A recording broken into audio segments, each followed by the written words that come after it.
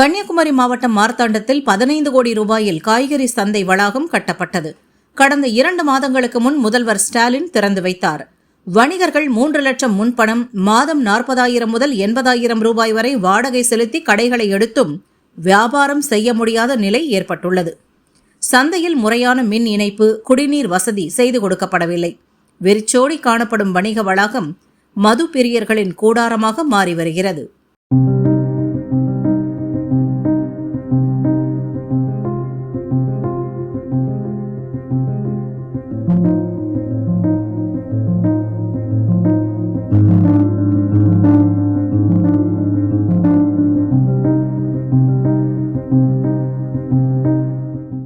மார்த்தாண்டம் காய்கனி சந்தை கலைஞர் நகர்ப்புற மேம்பாட்டு திட்டத்தின் கீழ் 15 கோடி ரூபாய் ஒதுக்கீடு செய்து கட்டிமுடிக்கப்பட்டுள்ளது.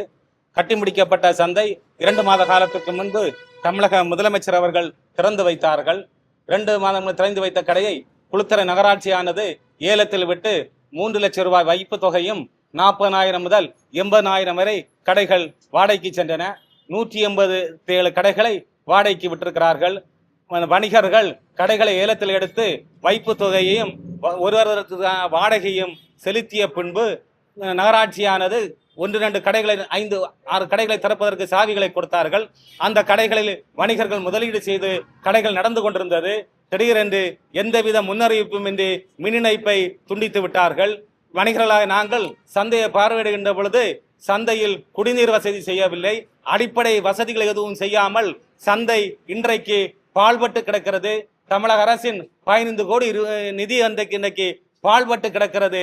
இன்னைக்கு தமிழக அரசு நகராட்சி நிர்வாகமானது உடனடியாக போர்க்கால அடிப்படையில் இதற்கு நிவாரணம் தேட வேண்டும் என்று மார்த்தாண்டம் நகர வர்த்தக சங்கம் சார்பாக கேட்டுக்கொள்கிறேன். இல்லை என்றால் மார்த்தாண்ட நகர வர்த்தக சங்கம் மாநில அளவில் மிகப்பெரிய போராட்டங்களை முன்னெடுக்கும்.